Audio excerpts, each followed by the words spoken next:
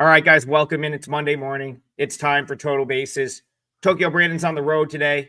We'll have him back tomorrow. So for Monday, you've got myself and Bryan Leonard. And since we've got a little extra time, there's only 6 or 7 games. Bryan, how's it going? How was your weekend? Looking forward to chatting through these games with you today. A little bit of chopping wood. 2-1 yesterday, 1-2 the day before.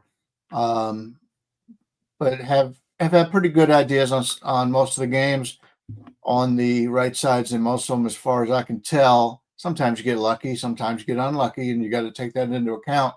You go back and look at the box score, see how the game was played out. But overall, yeah, we're still doing very well. Very happy to be here, and looking forward to another great week of baseball. Yeah, I'm just trying to catch you in TV.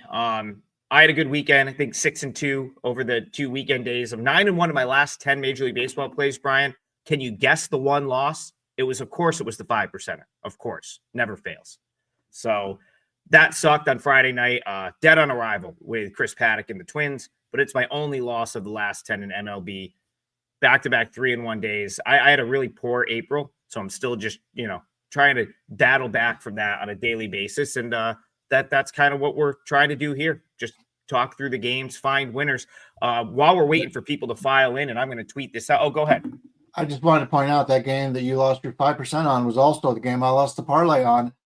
Is I had the under in that game, and I think that was the only game that I'd lost that day. If I remember off the top of my head, I could be wrong, but yeah, I had that, and I've screwed up the last 2 parlays. I think we were on like a 12-2 run or something on individual plays coming into today. Well, we hit 2 of the 3 teamers last week, so that's a pretty good week. Anytime you've got 5 3-teamers, you hit 2 of them. That's a good week. Parlay of the day back in business, if you will. We'll have a 2-teamer today at some point, throughout the show as we always do. But Bryan, I wanted to start because we have a little bit of extra time. I feel like we have, before we go into Red Sox Mariners, I feel like we've got to address the elephant in the room, which is I guess you would call it a blockbuster trade that occurred about, midway through the day yesterday. I got to be honest, I didn't realize it was as big of a deal until getting on Twitter and all the Red Sox fans, like people were just crashing out. I'm curious to just get your kind of take on it, because I didn't think this was that crazy of a deal for the Red Sox. No, you could kind of see it coming. They spent a lot of money on him. He had a long contract. If you realize, what are you signing, like a 10-year contract, and he's in his first or second year? It's that those are, for his age right now, that they were going to lose so much money on the back end of that contract. And as good as Devers is, and he's extremely good player, he's a bigger guy, a little heavy, not the kind of guy I would want to sign to a long contract. So that hurt him a little bit. And then when they were able to get Bregman last year, that changed everything up. I would rather have Bregman, obviously defensively, than Devers. But Devers going to San Francisco, you would think the Giants would have a really strong offense. And you take a look at, if everybody's healthy when they get Chapman back, that's a lot better offense than it was before.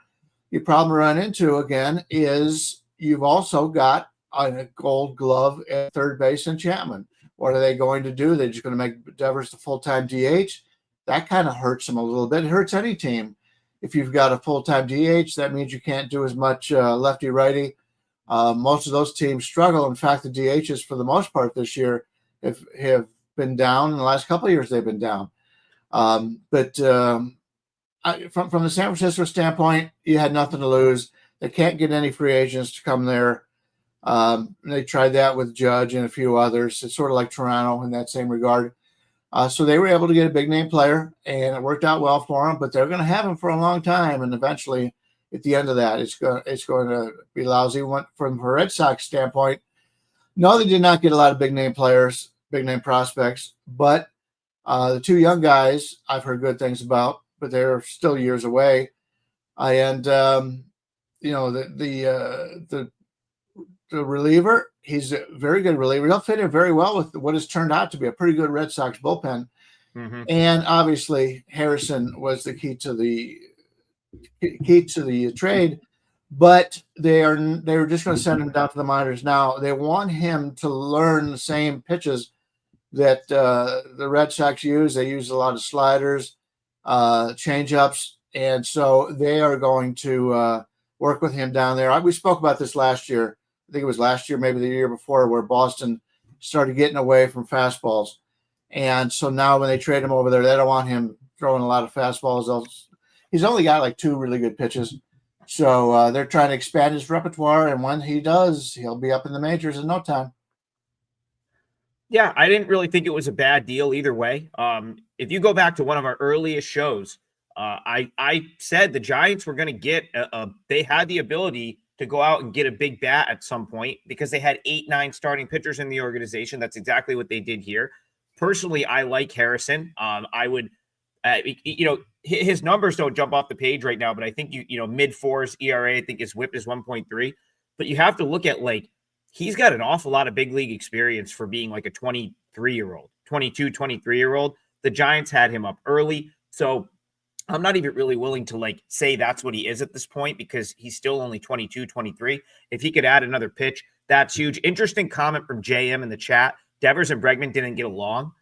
That's very possible, right? Right off the rip, Bregman comes in. Devers is like, yeah, I'm playing third. It's like, well, you're not, but that, I didn't know that. If that was something that certainly could be a thing. But more importantly, the fans were clamoring for Roman Anthony. They brought up Marcelo Mayer. There's only 9 spots in the batting order. You got to free up. Once Willie Abreu is back, Alec Bregman's on his way back. Can't have these guys on the bench, right? You can't put Roman Anthony on the bench. That doesn't make any sense. So I think it was something that they had to do. And I think if you're asking yourself why now as opposed to closer to the trade deadline, they've got dudes that need to be in the lineup every day. They had to free up some space. I'm going to make a bold statement. I think Jarren Duran is next. I think Jarren Duran ends up traded by the All-Star break. Yeah, there's been talks that if there's anybody that's going to be traded, it will be him. Somebody made a point about Wilmer Flores. Wilmer Flores, you can't help but love this guy. And every time he gets a chance to play a little bit, they do something to screw him. They did this here with this Devers trade. I like Wilmer Flores. I think he's just a great guy, and he's very loyal to his teams, and he always comes out of the wrong end of this. Hopefully he'll be able to get a lot of good playing time. And to just tie this into something actionable, I would be willing to buy both of these teams after this trade. So if you're looking at the futures market, I would be willing to buy the Giants. As you said, they got the offensive they got the bat that has been very, very difficult for them to get. Someone in the chat said they gave up pitching. Let me tell you something. If you, as I said about 6 weeks ago on this show, maybe 2 months ago, the Giants have pitching for days. For days. Carson Seymour, Carson Wisenhunt. There's a couple. There's one more. They're all down at AAA, just starting every 5th day. They are essentially the equivalent to Kyle Harrison. So the Giants actually didn't really give up much at all when you think about it, and they got Devers in return. If you're the Red Sox, I think after the Red Sox took 2 of 3 from the Yankees and then swept them this past weekend, the Red Sox they really feel like they're a contender now. And they're going to do things that make their fan base uncomfortable to put themselves in the best position to win. I would be buying Red Sox stock immediately after that. This was not a bad move. This was a great move, and I think Jarren Duran is next. I agree. I do want to point out the Red Sox are only 9-17 in 1-run games. Bringing another reliever in there. This Red Sox bullpen is a lot better than what that 9-17 record says. They've been very unlucky. This is a team, if you can get them, is a future, depending on what the number would be, obviously. But I also think the Red Sox, as the year goes on, I think, if you got a guy on your team that doesn't really want to be on your team and he's not happy, get rid of him. I've always felt that way. And now they've got the young players in there. As long as they can continue what they've done, I think Boston's got a nice, bright future.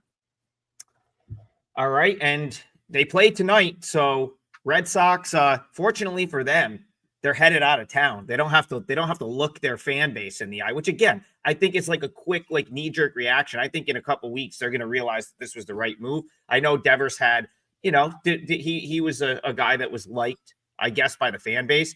if they really want to piss their fan base off, they'll trade Jarren Duran. But again, I think it could be potentially the right move. But they're playing baseball tonight. They're going all the way out to Seattle to take on the Mariners. Lucas Giolito's spot in the rotation is probably the one that's going to be up for grabs, unless he pitches like he did last time out. And it looks like, do we have the return of Logan Gilbert tonight? Am I reading that correctly? That is correct, yes. Logan Gilbert, Lucas Giolito, T-Mobile Park tonight. How are you seeing this one?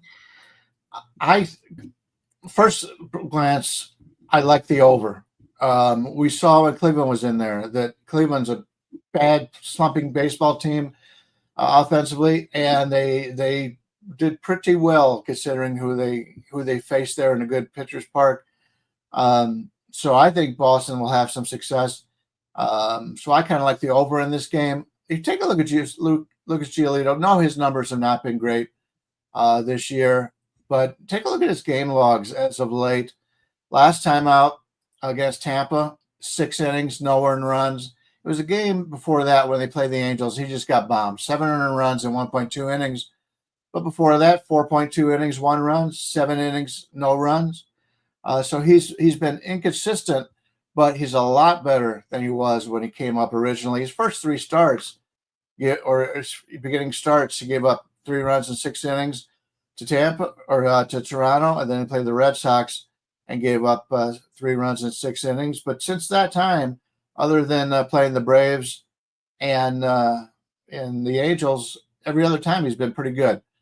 So the only problem is when you take a look at his StatCast numbers, the only thing he's got is extension, 90th percentile. Everything else is bad. The exit velocity, 7th percentile, expected ERA 4th, expected batting average 2nd, whiff rate 12th, hard hit rate 12th. He's a guy that could be hit hard. We'll see how it goes. Gilbert, obviously, we know all about Gilbert. He's one of the top 5 pitchers in Major League Baseball when he's healthy. He's coming back right now. He's got a 2.37 ERA, 2.28 expected, 0.79 whip, which is even better than last year's 0.8. He's a great pitcher, no doubt about it. But you can't expect him to be full Gilbert here. He will not go as far as he normally does. So to look at a game like this, and I could see a possibility for blow-ups from both sides. So you look at it 7 minus 120 on this one. I like that. That's one that I have in consideration for the parlay today. Seattle's hitting pretty well. Boston, obviously, has got bats galore. To get a 7 is really low in that situation. Yeah, I've watched most of Logan Gilbert's rehab. I watched the entire start he made last time out against Sacramento. Because Sacramento being the Giants AAA, there's another good starter that was in that game named Carson Ragsdale. Again, they have just plenty of starting pitching down there. He went through 72 pitches. So like I figured out kind of what to look for when these guys go to rehab, right? So for someone like Logan Gilbert, where it's going to be 3 starts, it's almost like you don't really pay much attention to the first outing.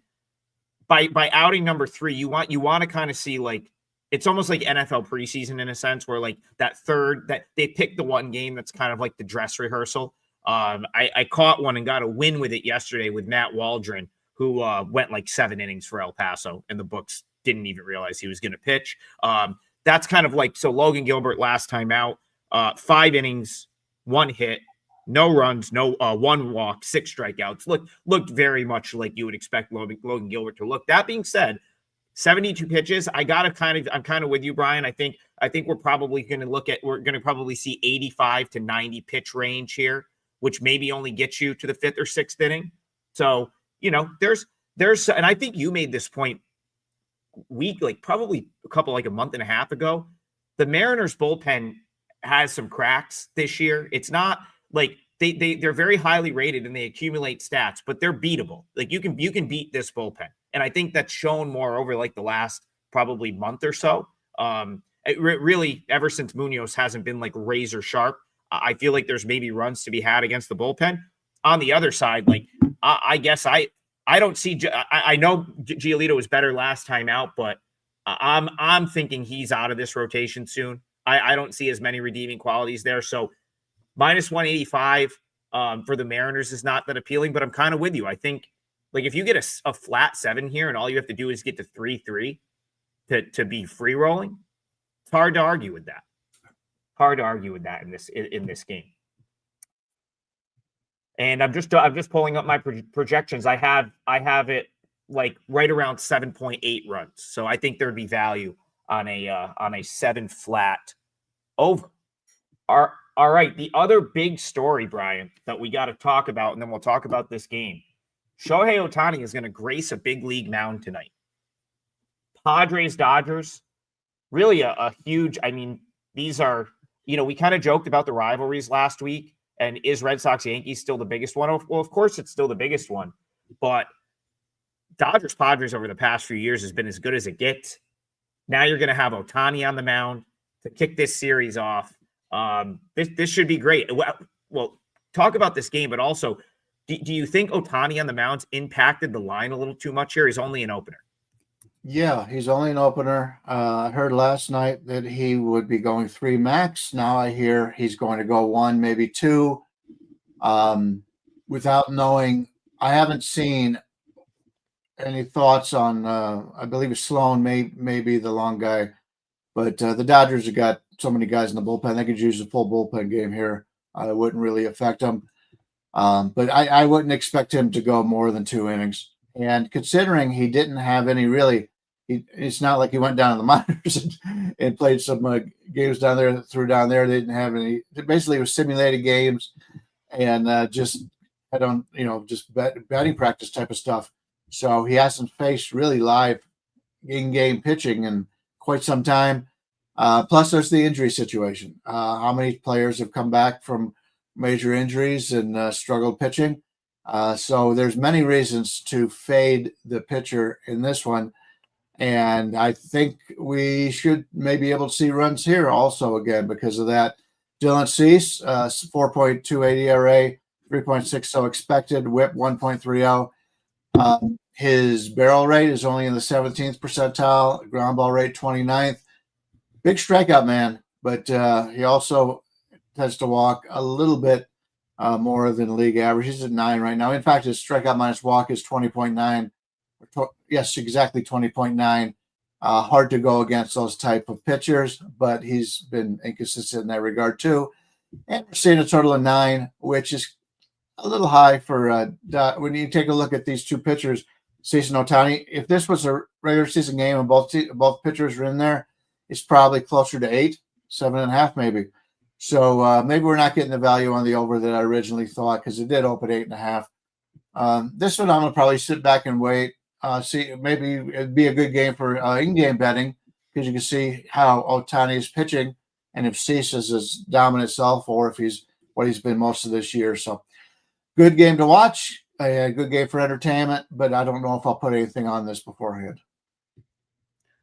Sean Michael in the chat says it's Kasparius, and I always butcher his name. Kasparius, yeah, I think that's it, in bulk, which would make sense. I did hear that the Dodgers they're going to utilize him in that role as much as possible. So that makes sense. And I mean, he's awesome. Like I really do like him.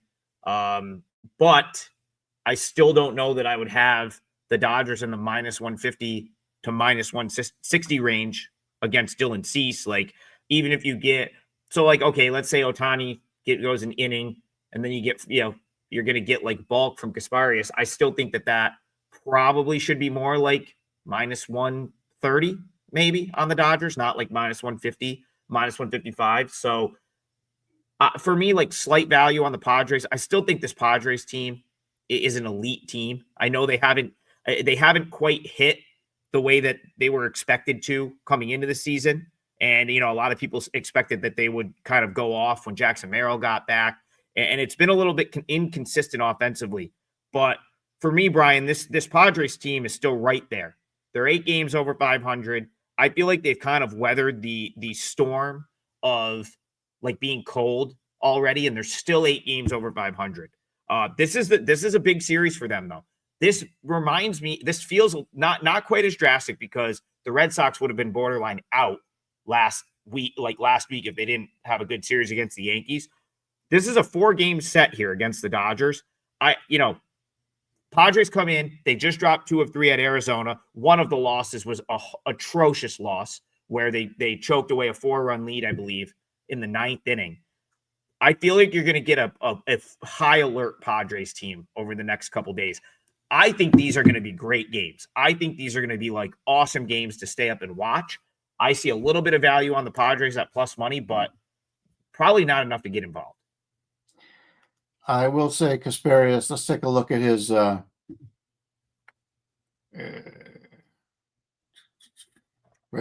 okay, never mind.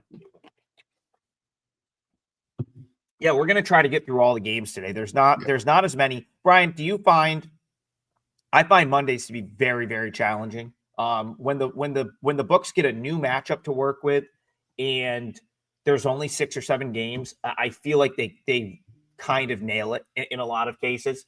And that's kind of what I feel about the first 2 games. Like, again, I think you could make a case that there's a little bit of money line value with the Padres, but as Sean said, if it's going Ohtani and then Kaspar is the bulk guy, not really. That's not really what I want to be betting against. So we'll move on. Let's go to the chat. Let's get the chat involved. We've kind of got the big news out of the way: the Devers trade, and then the Dodgers Padres game.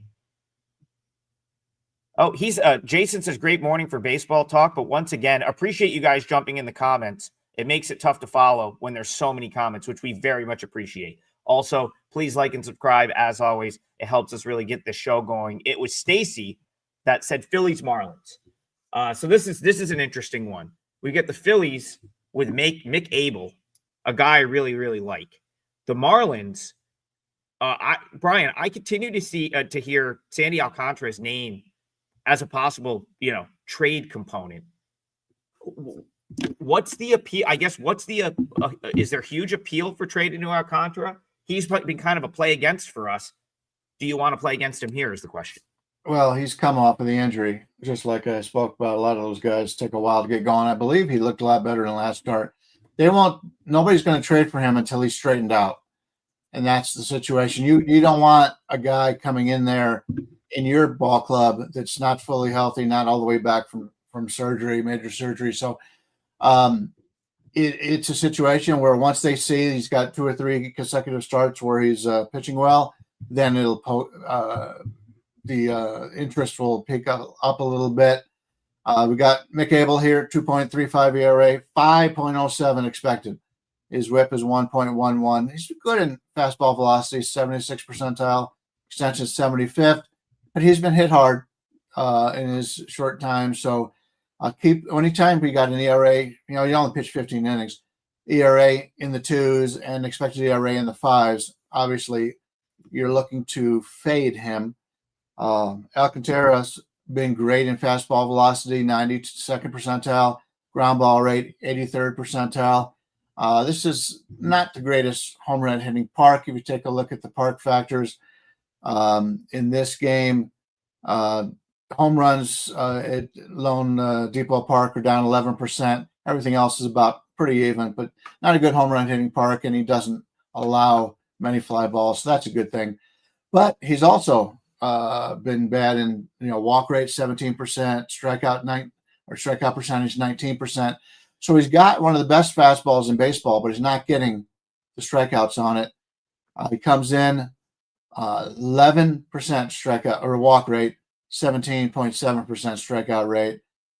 That's the one thing that hasn't come back is the control, and that's usually the last thing that comes back, which takes us back to why he has not been traded as of yet.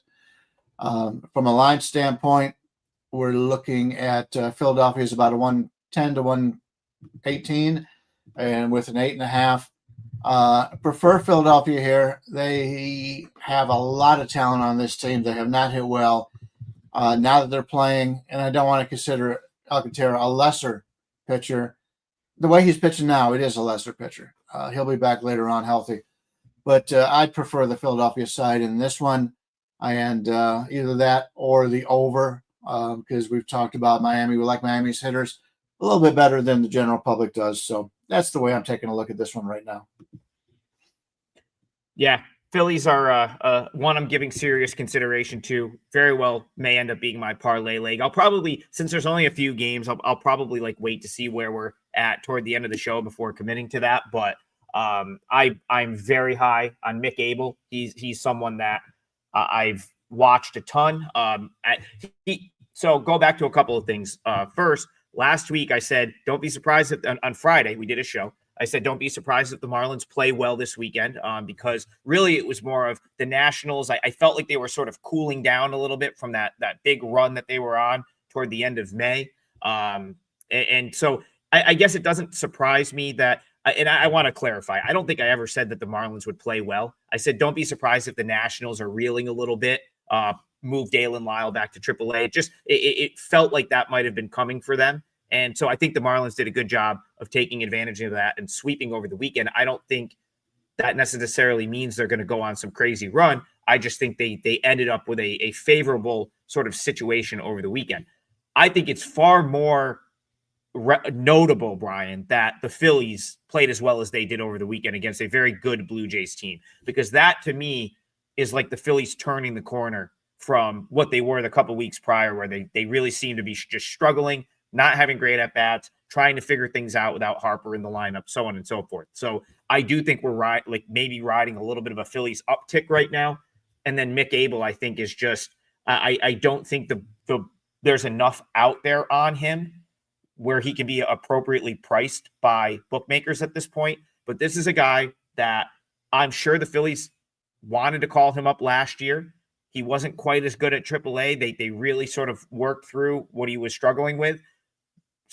Gets to go through an MLB full off season, starts back down the year at AAA, improved on all that stuff. He's been awesome wherever he's pitched since the beginning of the year. I think this is a guy that's going to just continue to cash tickets because he's an unknown on a really good team. So you're getting a price like minus 115 here with the Phillies because Mick Abel's still a relative unknown. Whereas if it was any of their other pitchers that are a little bit proven, what's this line? Minus 145, right? Like if it's like one of their more proven sort of arms, yeah, I think Abel's just as good. So Phillies make a lot of sense, and we'll revisit that one by the end of the show. But this is the first game we've talked about where I've got a pretty strong opinion. I think the Phillies win here. Let's go to. I mean, we're probably going to get to all the games with just the two of us. So let's sort of pivot off of that to the Nationals, right? Who, that was the team I felt like, I think I even said last week while I was going to the game, I was going to the Jacksonville-Rochester game on Thursday, which I did end up going to. And I said, going to get to see Brady House play, probably one of his last games at AAA. The Nationals are in desperate need of a right-handed bat in that lineup. And sure enough, Brady House called up to make his major league debut tonight at home against the Rockies. The Rockies have been playing a little bit better of late, Brian. They are now, we're getting back to the point where, you can get teams under minus $2 to play against them. They're heading across the country to Washington, D.C. here. Do you have any desire to lay that price with the Nationals in this game? Quick little story on yesterday's game. Originally, Sale was scheduled to pitch. And then as soon as I saw they were making the switch at pitcher, just for fun, and I don't normally do this, I took the best number I could on Colorado for like a half a unit. And when it was 1-0 in like the fifth inning or whatever, I thought, oh, well, they're making a game of it. It's probably going to lose. And then all of a sudden they score a ton, and I ended up winning a big underdog, which worked out well. I wasn't expecting to win it, but it was nice to get that free money. But yeah, Colorado, Atlanta is really upset that they didn't sweep that series. They needed to, the way they started the season. They even talked about that. So, yeah, that was a heartbreaking loss for them, the way they played offensively in that game. But the pitching was good. The starting pitching was good. Palmquist getting the start once again. They sent him down to the minors, and they brought him right back up. Great extension, 97th percentile. Average exit velocity, 81st, but his numbers are tough right now. 7.77 ERA, 5.77 expected. So he's had a little bit of bad luck, but his whip is still 1.82. Crazy. Strikeout to walk ratio 14.8 to 12.0, which 2.8, not going to get it done. A lot of single digits when you go down his StatCast page. Just everything in the single digits. Expected ERA, fastball velocity, chase percentage, whiff percentage, strikeout percentage, barrel percentage, ground ball percentage. I don't want Pompous in this game. No doubt about that. Going against Jake Irvin, who is one of those guys that I like in this Washington rotation. He's got great extension, 93rd percentile. He comes in with a 4.21 ERA, 5.38 expected. So he's been, well, one has been unlucky. This one has been lucky. 1.25 whip. That's actually a little bit better. One his whip has been in his career, 1.28. But he also has a lot of bad numbers. Expected ERA, 8th percentile, whiff 3rd, strikeout percentage 5th, barrel 6th. After looking at all of that, you've got to say, well, with these two pitchers on the mound, what's our chances of playing the over? And we're getting 8.5s and 9s. You've got an 8.5 right now at Heritage, a real short book. Them being low kind of surprised me a little bit, but we got 9s all over the place between these two, and it's very similar to the series that Washington just played, Washington and Miami. I played the over in 2 of those games in that series because these teams play in such a good division. They're going against the Mets starting pitchers. They're going against Philadelphia starting pitchers. A lot of good starting pitchers in this division. And when the lesser teams play, the batters look much better. So I like the over here. Colorado, Washington, over 9. That's another game that I'm thinking about using as the parlay leg here. Yeah. One thing I'll point out is so the Nationals have been so much worse against left-handed pitching. It's something I've talked about at length on this show. However, that's where Brady House being called up is going to really help them. And this isn't the first move they've made to sort of make their lineup a little bit better against southpaws. I believe Alex Call came back last week. So I think you're going to see some of those offensive struggles against left-handed pitching sort of even out. Sean says, why do I feel like Brady House has played in MLB already? Probably because it's overdue at this point. I believe he was their first rounder, Bryan, I think back in 2021. And so, he's been a name on prospect lists for a while. But he's moved along a little bit slower. He's kind of got, he was the 11th overall pick in the 2021 Major League Baseball draft. That being said, I believe he was straight out of, I don't think he was a college guy. So I think he's only 21, 22 years old. So sound, kind of right on. But there's just been other guys like Dalen Lyle sort of flew through the minors and got called up before him. So I think that's maybe why you feel like he's been in the big leagues, but he hasn't. But I do think he's going to make an impact for this lineup, being a bat that you pretty much, he's probably their cleanup hitter. I don't know where they're going to bat him tonight, but that's where I expect him. I expect him to be 3rd, 4th, or 5th in the order, right-handed bat, much needed. So that probably would help your over.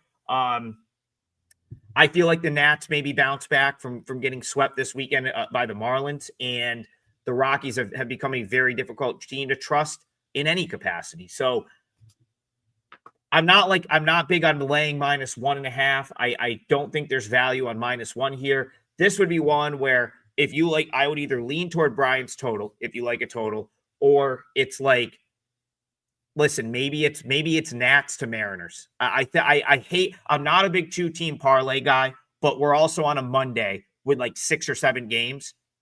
And I'm not even sure if I'll definitely get into the window with one of these. So I would not talk you off of a Nationals Mariners 2-team parlay. I think that's a reasonable, I think it's a reasonable play. All right, Joe Pop, Astros, A's. Let's continue on. We're going to get to all of the games today. This one looks like we've got McCullers. This is why I need Tokyo Brandon back here immediately. It is so much harder to do this show with 2 people. I'm trying to write down timestamps. He's usually all over that. But we'll make do. And we hope. I think he's back tomorrow. I think this was just a travel day for him, if you will. So I believe he's back tomorrow. McCullers and is Mitch Spence correct for the A's? Do we know who their starter is?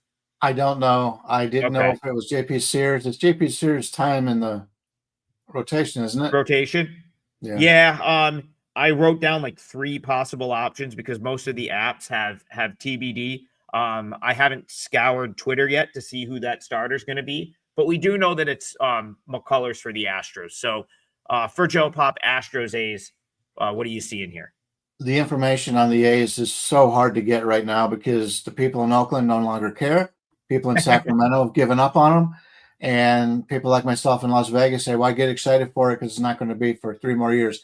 So, yeah, it's the toughest to get information out of. I'm assuming Sears, but we'll see. I don't think it makes much of a difference. They're all very similar pitchers here. But McCullers, his numbers have not been what we want, but he seems to get better just about every start out there. 4.91 ERA, 4.27 expected, 1.43 WHIP. That's high. That's high right there. But once again, players coming Bryan, off. Real quick. Yeah. Real quick. I found a couple people on A's Twitter that said JP's pitching tomorrow and Mitch Spence will pitch tonight. JT again pitching tomorrow and Spence. No. I'm sorry. JP Sears tomorrow. Oh, okay. Yeah, they pushed him back a day. So it should be Mitch Spence per a couple guys on A's Twitter with about 600 Twitter followers. So do what you will with that. Gotcha. Yeah. JT again's also one of their pitchers. So too many JTs on one team. Got to make a trade. McCullers, I like what he's done. He's much better lately. Strikeout percentage in the 84th percentile. He still is a major strikeout pitcher. In fact, this year, and it's a small sample size, he's only got 29 innings, but he's at 28.5% on strikeout percentage. He's been better than this. This is the best he's been better than the last 6 years. Got to go all the way back to 2016, 9 years ago, to see him do that. But his walk rate the last couple of years has been high. In fact, pretty much for his entire career, he's got a 9.9.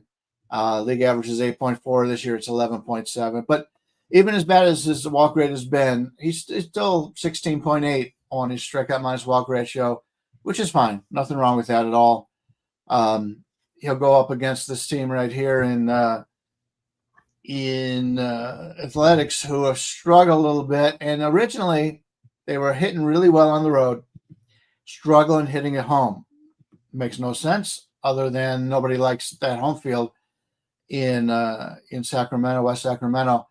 But I don't know if this team has the ability. If McCullers is on, he's got great stuff. I think this A's team is going to struggle to reach him in this game. Not going to lay that number on the road with McCullers, especially without knowing how long the starter is going to go for Oakland. But out of the 7 games, I probably have the least amount of interest in this one. I'm kind of interested in the A's with the +1.5 if it is Spence, which I think it could be, or at least Twitter's telling us that. As I said earlier, I've been kind of rolling in Major League Baseball, 9-1. My last 10, my one loss came playing against the Astros in a game where, again, Chris Paddock just had absolutely nothing, and the game was over before it even started. Felt like the Astros. I watched the majority of that series. Thankfully, did not jump back in with the Twins, even though I was tempted to on Saturday and Sunday. I actually heard you and TB in my head saying, don't bet against Hunter Brown in this spot. I know you want to, but don't do it. And I'm glad I didn't do it because the Twins ended up winning that. Or I'm sorry, the Astros walked that game off on Saturday, 3-2. And then the Astros walked it off again yesterday, 2-1 in 10 innings. Couple of games where they've used, they've needed some high leverage arms. They've won really close games right at the last minute. Now they have to turn around, hit the road. Spence, he's got a good breaking ball. I feel like he gets swing and miss. There's quite a bit to like about him. He generates swing and miss. The breaking ball is good. He doesn't have an elite fastball by any means, but he definitely gets outs. And I think he's like a lesser name than some of the other guys that have made a name for themselves in this A's rotation. So he gets a little bit less respect from the books. This line is not up many places yet, Brian, but I know a couple places have it. I see DraftKings has this posted, and I'm sure a couple others do as well. I'm interested to see where A's plus 1.5 ends up here once this is kind of out most places. If it's better than minus 120, I may have to take a shot. Because again, I think the A's are a very streaky team, especially when it comes to their offense.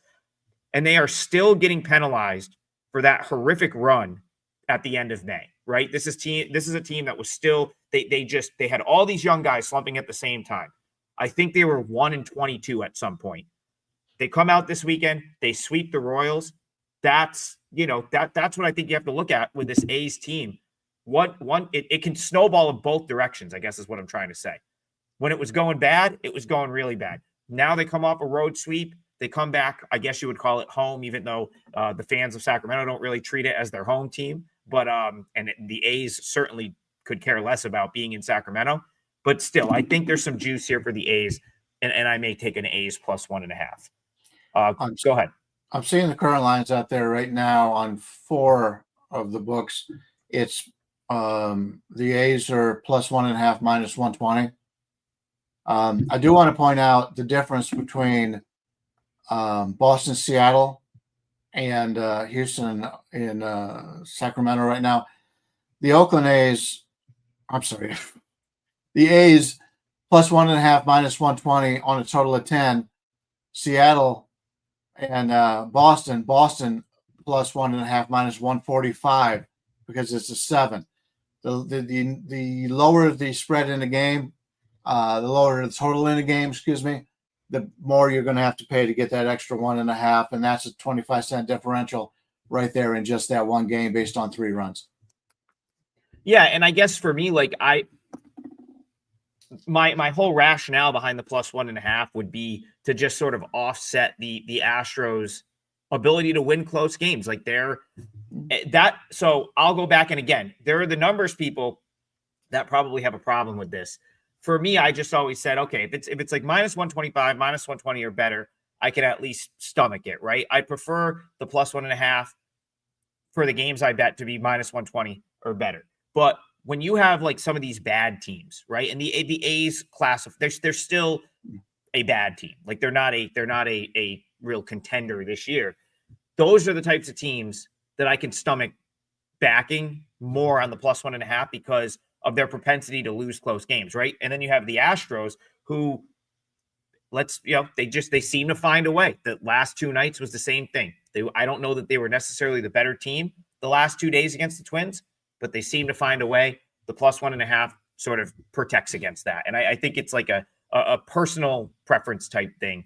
I know there's people out there that say, just you'll make more long-term playing the money line. Maybe, but it also is contingent upon the games that you pick. And again, this would be take the run here to work with or not bet it at all for me.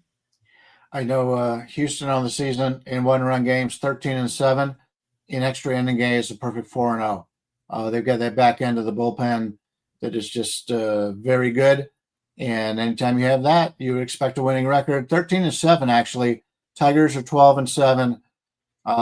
That may be the best number in baseball at 13-7. So Phillies 13-8. So very good team in that regard. Cubs 12-6. You see a lot of these really good teams that are able to win the close games, and that's why they're good every year.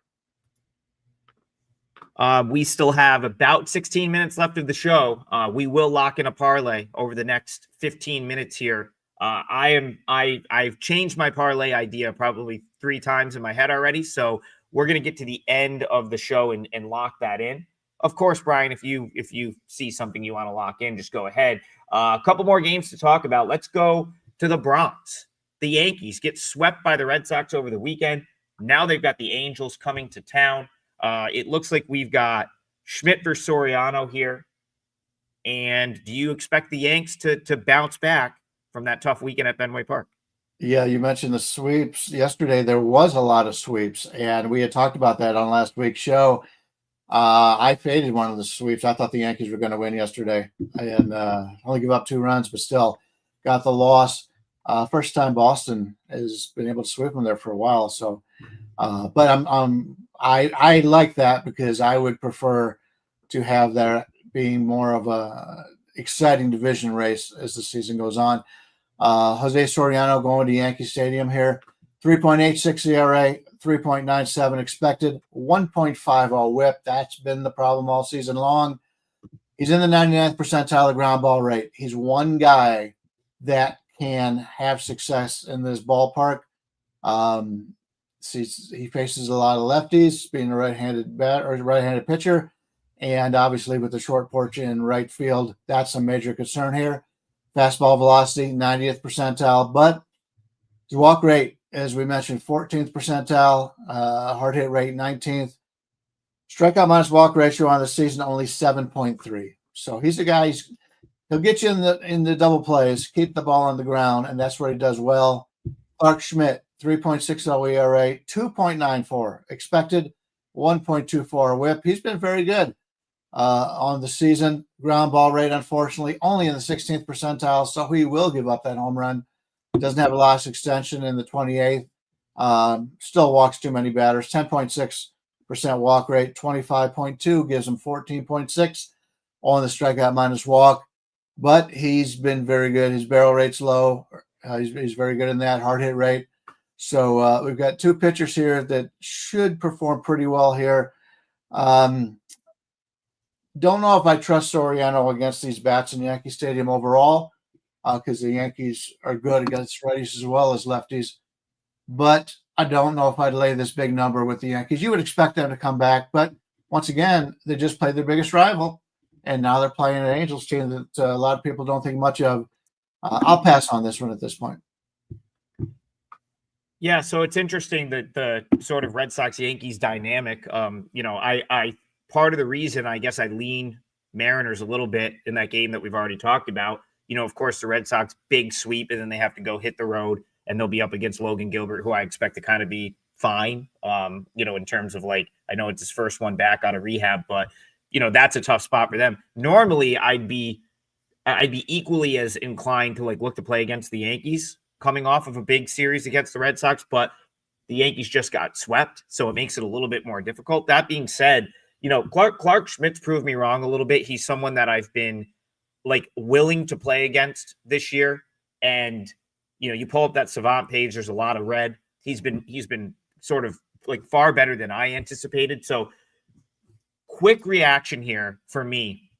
I thought I'd be on Angels plus 1.5, and I still very well might, just based on where I have Soriano rated. The fact that now, and this is another thing I want to point out about the plus 1.5 bets. You always would prefer to have the road team.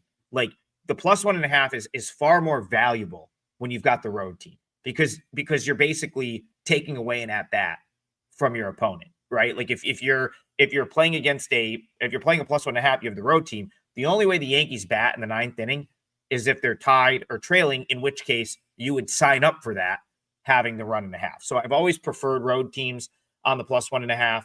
The Angels are appealing here for me because I still think there is a collective letdown of sorts, Brian. After Yankees Red Sox, it's such a high energy series both ways that I think even the Yankees might still experience a little bit of a letdown here, even though they got swept. So Angels plus 1.5 is the way I look in this one, but I don't know if I'll get there. I haven't personally had as much luck backing the Angels this year in spots that I've tried to do it.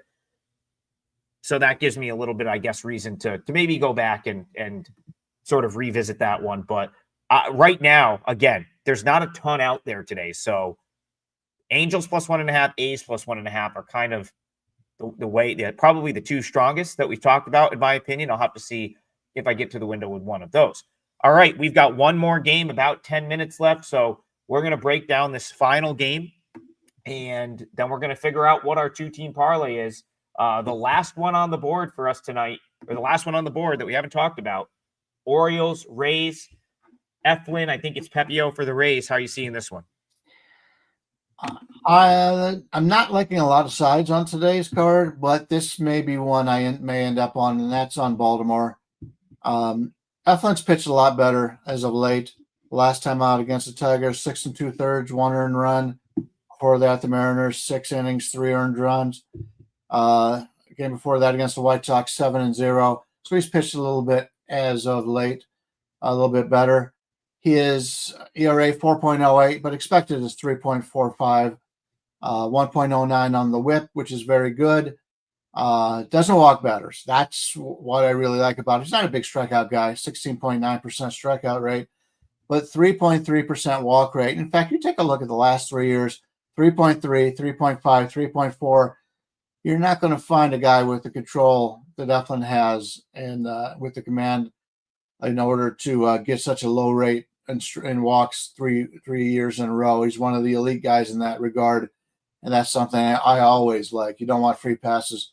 Like I said, he's not going to strike a lot of guys out, but his ground ball rate's about 44%. Not quite where we want it, but still, that's the side I prefer here. Ryan Pepio sometimes looks great, sometimes struggles. That's what young guys do, but he's still, he's 27 now. He's in his 4th season, 3.31 ERA this year, but a 4.10 expected, 1.14 WHIP, good extension, 74th percentile, but his ground ball rate, he's a fly ball pitcher, and that's going to get him in trouble in that regard. So especially here, where you take a look at this time of year in Tampa, and we could see fly balls here, and I'd much prefer Baltimore in that regard. I think first of all, they're a team that has more power, I believe, but I prefer the Tampa Bay side in the starting rotation, and the numbers fair. Both these teams are playing pretty well. Tampa's set themselves up really well right now, but slight lean here with Baltimore. Don't know if I'll get there, but I'm looking at it right now. Yeah, I agree with you, especially at the price. I have this game very, very even, like virtually dead even. So, Baltimore being plus 110 in a spot where I don't see like the numbers and the projections for me come out very equal. I guess I'd prefer the plus 110 as opposed to laying a small price with the Rays. Other reasons that I think you can sort of get behind the Orioles here. One, the Orioles lineup, I think, profiles better against right-handed pitching. I know their numbers against right-handed pitching have been very solid at home, but I also have to imagine that there's no real this isn't like Tropicana Field, right, where they're now going on the road and they're going to have to deal with a pitching park. This has been very hitter friendly, so I certainly don't mind them offensively here, and I don't think they've played here yet. I think this is the Orioles' first visit to Steinbrenner Field, so we really don't have any. That would be tough to read into. What I think you definitely can read into is Zach Eflin. I played him last time out. It was the game the Orioles beat the Tigers 10-1. He threw a fantastic game in that game. 6 2/3, 1 run, 5 hits, 5 strikeouts. Command was really good. And that's now become a trend for him. Start before that against the Mariners was a quality outing. Start before that was 7 scoreless against the White Sox. Would you agree this is pretty much the ace of this staff at this point? And he's starting to sort of kind of be that? I think since he came back, Bryan, he's taken over as he's the guy in this rotation, and he's pitched great. So no reason for me to fade him here. I'm with you. I also like the Orioles. I agree. All right, we've got a few minutes left. We have to lock in the parlay to start the week. So it's only a 2-teamer. I guess it means we have a better chance to hit it statistically, right? Although TB and I struggled with the 2-teamers. So we've had better luck with the 3-teamers, but this is also a tough day. It's a tough slate. It would be hard to find 3, I think, plays on this slate with only 7 games. So I'm going to turn it over to you. Do you know who your parlay leg is going to be? I do, and we try not to give a lot, and I'm not going to, but we're trying not to give a lot of props and things like that on here because people can't play it. I know TB plays a lot of walk props. Not a lot of people can get them. So I'm going to go. There was the 2 games that stood out to me were the over in the Colorado game, over in the Boston game. I'm going to go back to the Washington game over, Washington, Colorado. It's 9 minus 120 most places. So you're getting over 9 at plus 100, maybe minus 102, something like that. I just think when these two teams get together and they don't got to face that elite pitching in that division, they come out and perform well. I saw that against Miami. I think it happens again here. Colorado, it's not the same division, but Colorado's division is very similar when you got the Giants pitching staff, Dodgers, Padres, a lot of good pitching there. So two teams that don't have the good pitching. Let's go with the over between Colorado and Washington. Over between Colorado and Washington, and let me get the little calculator up here. I want to get I'll get a general price on it once I figure out what our price is. So I'm just like, again, I was kind of right now, I guess, like the two sides I'm considering probably the strongest or the most today would be taking the plus 1.5 with the Angels or the A's. So because I really can't differentiate the two at this point, I need to do a little bit more digging. I just decided I don't want to run up against your parlay leg. So I'm going to pick the later game so we can see if yours hits, and then we'll be into my leg. And that later game is going to be the West Sacramento A's. So Bryan, I need help with you. Can you get me like what's a reasonable money line to quote on that plus 1.5? A reasonable price. Sorry. Reasonable price. Thought it was reasonable 120. price. Thought it was 120, but let me check again. What money line? Hold on. My spread. Yeah, that's plus 1.5 minus 120. Perfect. So that's what we'll roll with for the parlay today. Again, I like Spence. I don't think the market has him priced appropriately. I think there's some upside there in terms of how he's throwing the ball. And the Astros just walked it off the past 2 days against the Twins. It certainly feels like the trip to Sacramento could start to feel like a letdown for some teams. It's not a big league ballpark. I don't think teams particularly care to go there. I'm sure they've started to like talk to their peers and stuff. It's just not the best setup. It's not even the best setup for the home team. I mean, you're playing in a AAA ballpark. So I think there's just a little bit of a letdown, maybe not fully focused type situation for the Astros. And McCullers, let's be honest, you can get to McCullers. Like, he's not someone that I think you want to be laying that type of price with on the road. So that's our two-team parlay for today. Bryan's going to go with Rockies, Nats over 9. Maybe Brady House will make some noise in his major league debut. And I'm going to go West Sacramento A's plus 1.5 in their game with the Astros. The two-team odds, which I just ran 2 seconds ago and then somehow closed my screen, I think it was plus 266. I'm going to double check. I did it, and then I X'd out. Yeah, plus 266. I would take that. That'd be a nice way to start the week off, especially after we had a good week with the parlays last week. I don't have a play up for today. I'm not even positive I'll play Major League Baseball today. I kind of told you the two I was looking at anyway. Do you have anything to promote, Bryan? Not at the moment. I believe my deal for the season to save $150 expired last night. If you still have interest, we've talked about this before, call the office. They'll work with you. Just tell them you forgot that yesterday was the last day of it, and you could save yourself some money, $4.99, I believe it is, instead of $6.45. Number one lifetime in net profit at WagerTalk, number one in the last 30 days. But people like TB and my counterpart here are on a nice runs. They're probably ready to pass me, but I'm not going to let them. Yeah, I mean, listen, I hope we get to the end of the year and we're 1, 2, 3 in some order. Nice. I'd be happy with that, because that means the show was probably a pretty big success, since we literally come on here and talk about everything we're going to bet on 5 of the 7 days a week. Appreciate you guys tuning in. Give us a like, give us a subscribe. God, I need Tokyo Brandon back here. This is a far tougher job to host and do all the behind the scenes stuff when he's not here. I see him in the chat. Hope he's having a good trip back to. I think he's not on driving his way home for somewhere. Yeah, he's been in the chat the whole time. I hope he's not driving. Yeah, I was going to say, if he's driving, I hope he's got one of those like the Teslas are something that drives itself, because he's been very active in the chat throughout this show. But yeah, it's good to be back. It's Monday, it's the start of a new week. We're gonna have a great week, and we will see you guys tomorrow, 9 a.m. Tokyo Brandon will be back, and yeah, we'll see you guys in the morning.